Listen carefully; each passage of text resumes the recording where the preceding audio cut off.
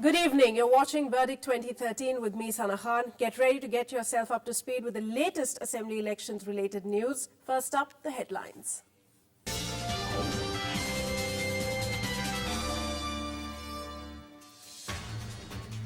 Election Commission orders repoll at 2 places in Chhattisgarh where Maoist attacked security personnel, voting to take place on Saturday.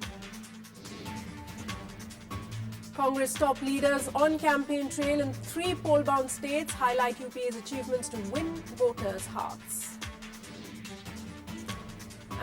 And ahead of the Madhya Pradesh polls, we focus on the farmers of Bundelkhand after reports of several suicides emerged in the past few years.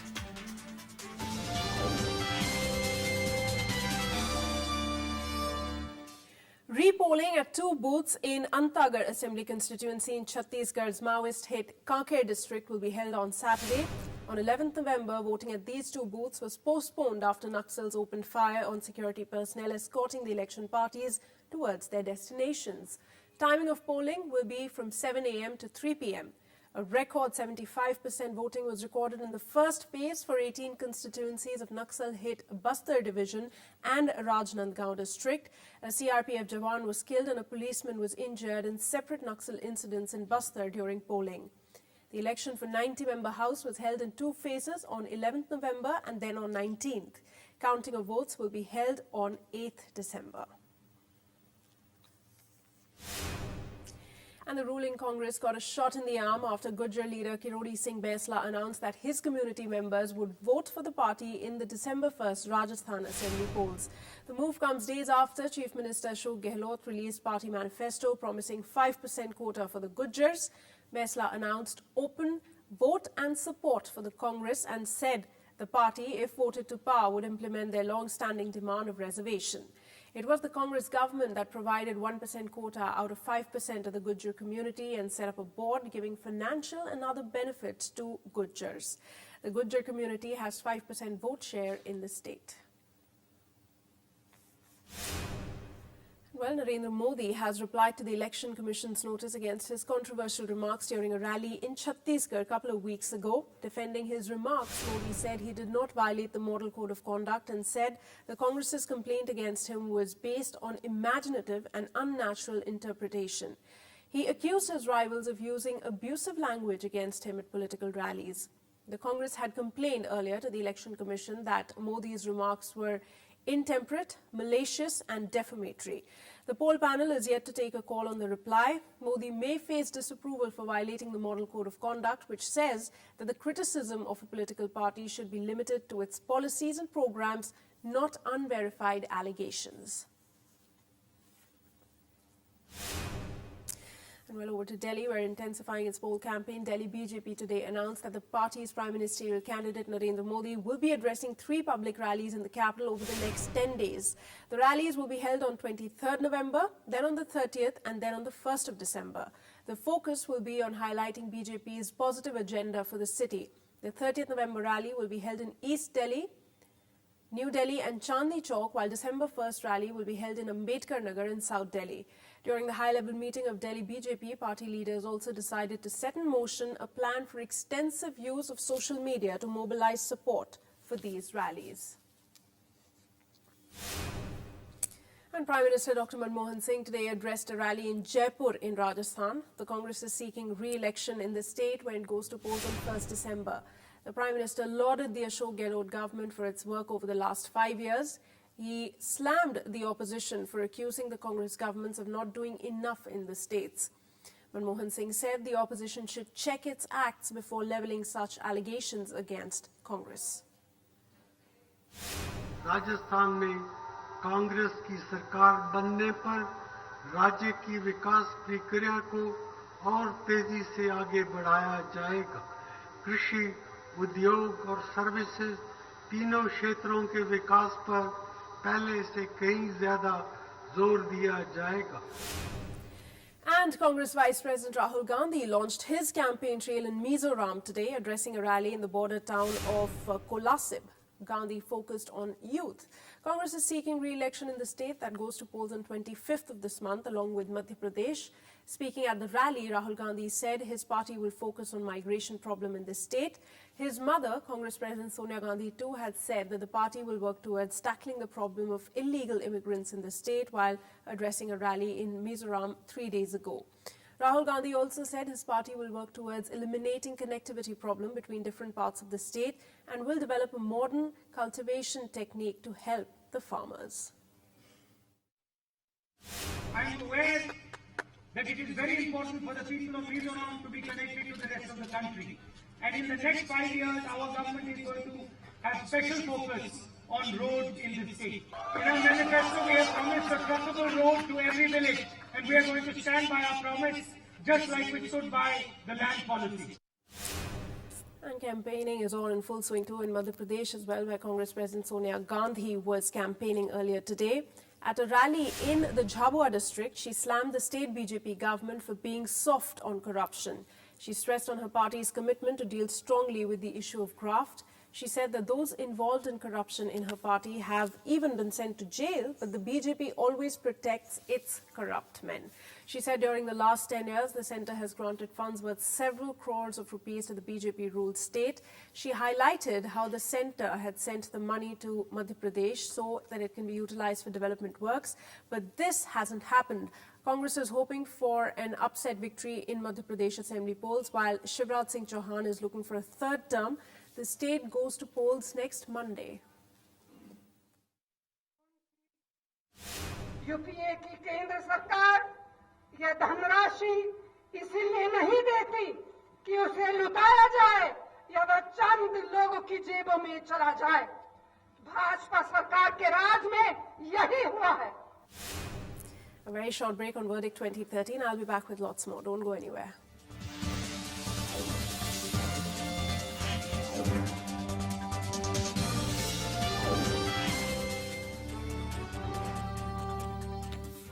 Thanks for staying with us. Now, over in Madhya Pradesh, the Congress and BJP have stepped up their campaigns ahead of the polls that are scheduled for November 25th.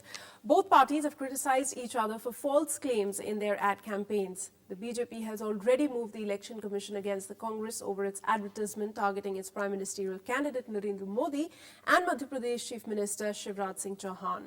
My colleague Shyam Sundar caught up with Union Minister Harish Rawat, who is looking after the Congress's campaign in media. He spoke about his party's strategy in the state.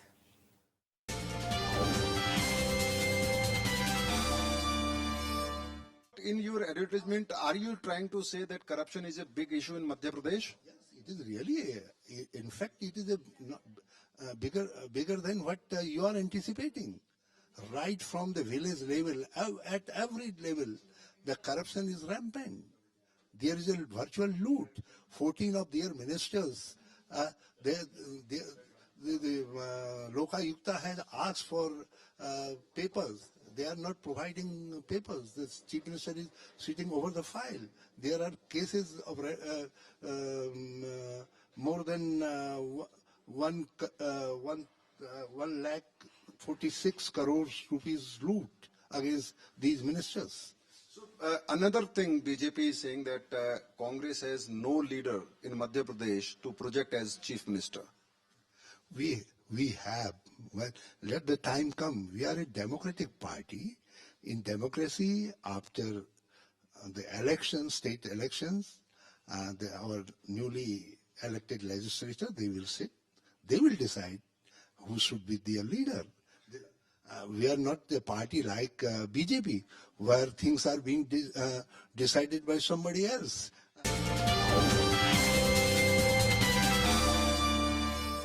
And an interesting electoral battle is shaping up in the Raisen district of Madhya Pradesh, where the Congress and the BJP are locked in a tussle for 4 seats. All eyes are on the contest in Bhojpur, where a key Congress leader, Suresh Pachori, is challenging Surendra Patwa, the incumbent MLA and the son of former Chief Minister Sundar Lal Patwa.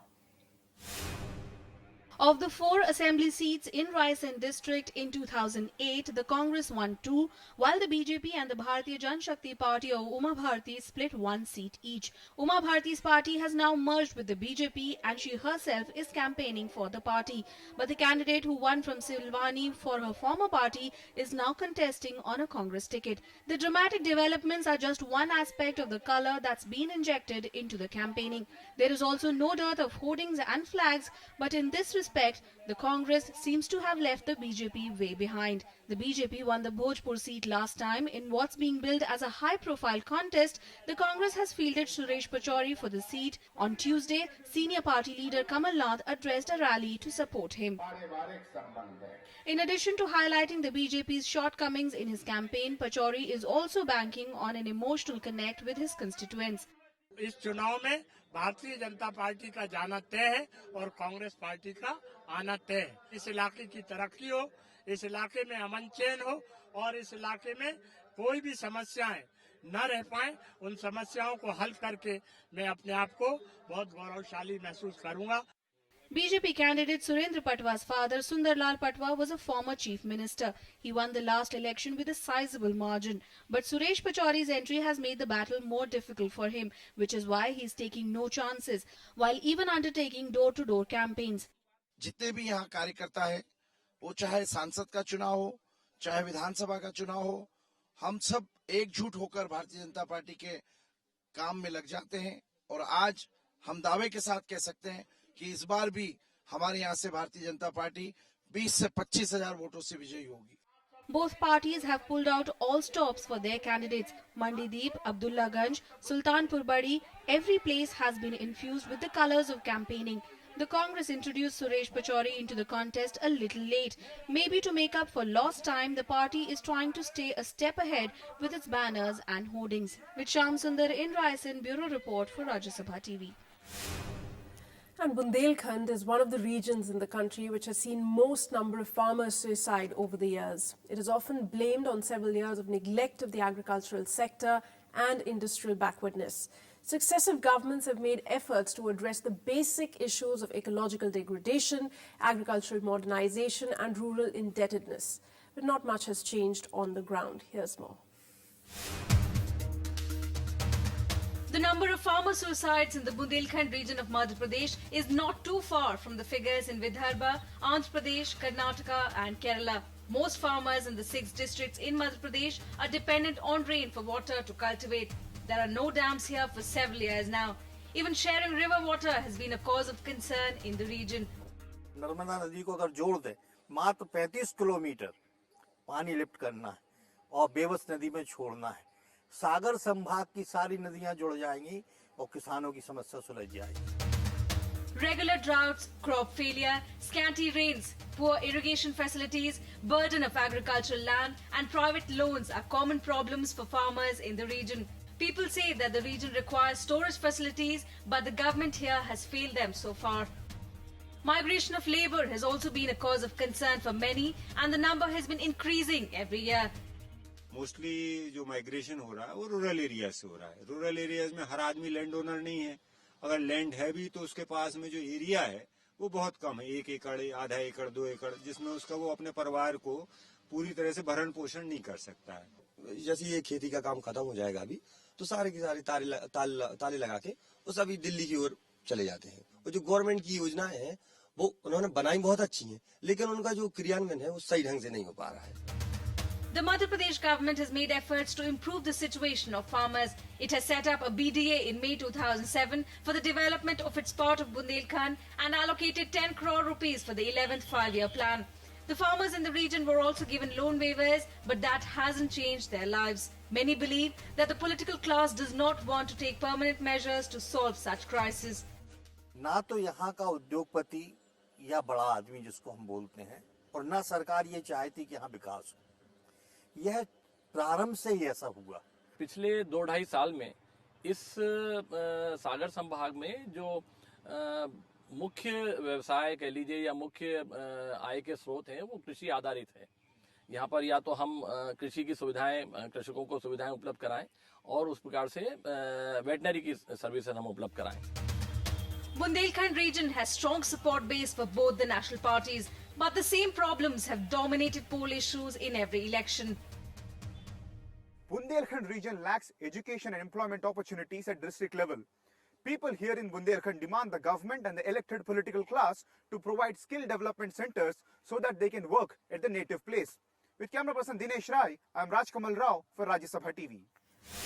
In fact, my colleague Rajkamal Rao is joining me over the telephone line from Ujjain at the moment. Rajkamal, you've talked in your report about how the issues remain the same, successive governments come and go, but none of these issues, which are so grave and are only complicated year on year, are not addressed properly. What's being done this time around? What are the two main political parties saying about the farmer suicides in particular?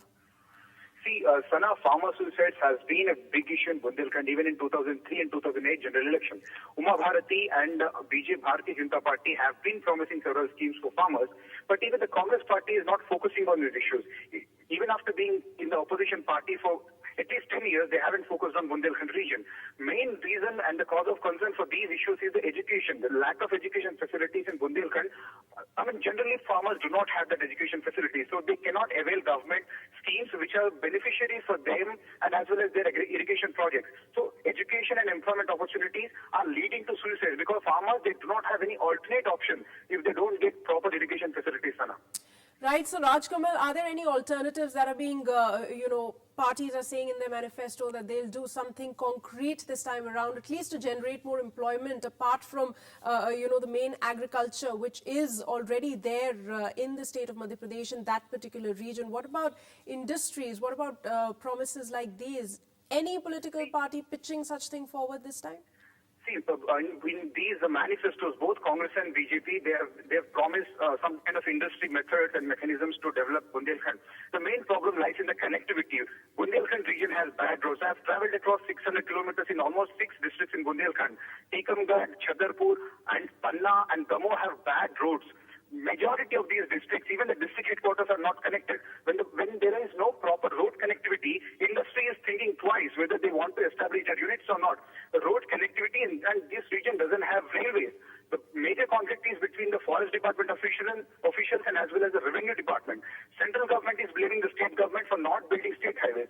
At the same time, state government is throwing the ball on central's court because the national parks, Panna National Park and other national parks in the area are actually in the national forest department's control. They need to get permission from central government. So the ball is played between central government and state government. No one is taking responsibility of the region, Sana.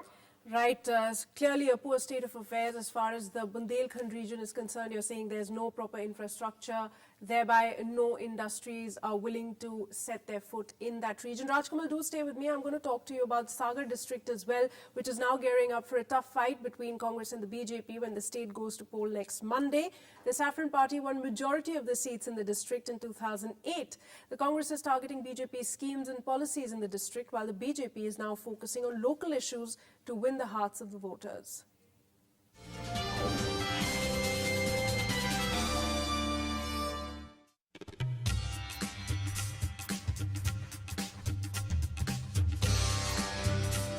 Sagar district in Madhya Pradesh is the divisional headquarter of the Bundelkhand region.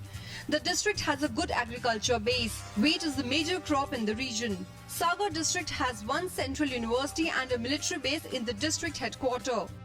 2-2.5 साल में इस सागर संभाग में जो मुख्य व्यवसाय कह लीजिए या मुख्य आय के स्रोत हैं वो कृषि आधारित है। यहाँ पर या तो हम कृषि की सुविधाएं कृषकों को सुविधाएं उपलब्ध कराएं और उस प्रकार से वेटनरी की सर्विसेज हम उपलब्ध कराएं। Sagar district faces drinking water problem. Frequent power cuts are also a major concern for the people living in the urban areas. BJP government has initiated a policy in which the electricity management was given to private companies. These companies are assigned to collect bills from door to door. Many believe that these companies are charging huge amount but not providing electricity. सागर में जो SL विद्युत company आई है उससे निम्न वर्ग से लेके उच्च वर्ग तक का पूरा तबका इस तरह से त्रस्त है कि इस बार जनता जो है इस मामले में बहुत खीज है, उनके दिमाग में बहुत गुस्सा भरा हुआ है और सारे लोग बिजली के बिलों से परेशान है। पुराने मीटर जो लगे हुए थे एक तो वो मीटर निकल गए, नए इलेक्ट्रॉनिक मीटर आ गए। इलेक्ट्रॉनिक मीटर स्वाभाविक है कि जो पहले फ्लक्चुएशन होता था वो खत्म हो गया, या चोरी जो विद्युत चोरी जो हुआ करती थी वो सब सारी चीज खत्म हो गई। एक तो ये उसका बिल बढ़ने का कारण है। Sagar district has 8 assembly segments. In 2008, BJP won 5 of them, while Congress won in Banda, Khurei and Surkhi assembly seats. Main मुद्दा जो है सागर विकास का है। पिछले अगर हम इस बीच के 10 साल को छोड़ दें, 2003 के पहले का अगर हम छोड़ दें, तो ये मान के चलिए कि यहाँ कभी कोई विकास हुए ही नहीं थे। BJP and Congress both are campaigning extensively in rural areas and trying to attract farmers and agricultural laborers. Youth and first-time voters are also on focus of these parties. Privatization of electricity is a crucial issue for elections in Sagar district now. Both the political parties, BJP and Congress, are asking the voters to not to pay the bills. This scheme was initiated by the earlier government for better implementation. With camera person Dinesh Rai, I'm Rajkamal Rao for Rajya Sabha TV. And Sagar in Bundelkhand region needs infrastructural development. The district has no industries to provide employment. Being the only urban district in the Bundelkhand region, Sagar is the only hope for the people living here. Sagar district is economically stronger compared to other districts in the region. Majority of the youth from rural areas come here for education. But Sagar does not have any employment opportunities for students passing out of colleges.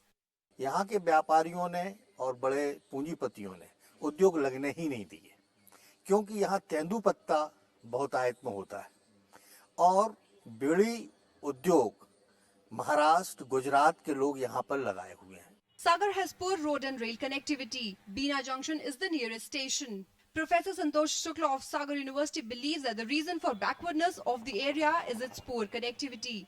Connectivity becomes the constraint. At the rail route, Bina is the nearest junction. A person who is traveling from, traveling from Delhi to Bina is a shorter distance. But the moment he suggests that he has to come, he has to change from Bina to Sagar, he refuses to come Sagar. Sagar mostly produces sugarcane and soya bean, but it does not have any storage facilities. It has witnessed major crop damage in the last season. It has also seen farmer suicides. R.P. Gautam, a political science professor, believes that the political class has neglected the region. First thing is, after their education, what are the job prospects? That would really determine. All the students from your schools like convent, army school, these students are all migrating to bigger cities. The district has several irrigation projects that are impending for several years now. Farmers generally depend on rains. Canal system in the district is hardly a support for the farmers here. Sagar district has good education facilities, but the district lacks employment opportunities. People and the youth, especially the first-time voters, demand the government and the elected class to give them good opportunities in the district itself. With camera person Dinesh Rai, I'm Rajkamal Rao for Rajya Sabha TV. Rajkamal, my colleague, still on the phone line with me from Ujjain. Rajkamal, so in Bundelkhand district, if you go district-wise, we really get to understand what you were saying earlier about, lack of basic facilities, lack of infrastructural facilities. Sana, you're right, because Sagar is the only urbanized district in the entire Bundelkhand region. Even after being urbanized city, the city doesn't have any employment opportunities. In fact, the city has a central university with 48 departments, but no placement agency is coming to Sagar to provide placement. They have to travel from Bina via Kacha Road to reach Sagar. The professors told me that all these placement institutions are not happy with the connectivity. And in fact, other point that we have shown in the report, the farmer suicides. Sagar district has good river water storage, but the canal system is not in place. Unless and until you place the canal system into the farmer and farming land, farmers don't get enough water. And the first-time voters, the Congress and BJP, both have tried to vote the first-time voters by offering laptops and as well as some smartphones. But if they don't offer any kind of skill development techniques for these students, they won't be able to use the technique as well. All right, Rajkamal Rao there, my colleague reporting from Ujjain on the state of affairs in the state of Madhya Pradesh. Thanks very much, Rajkamal, for joining us with the latest. With that, it's a wrap on this edition of Verdict 2013. We'll be back tomorrow, same time, with more election-related news. Until then, goodbye.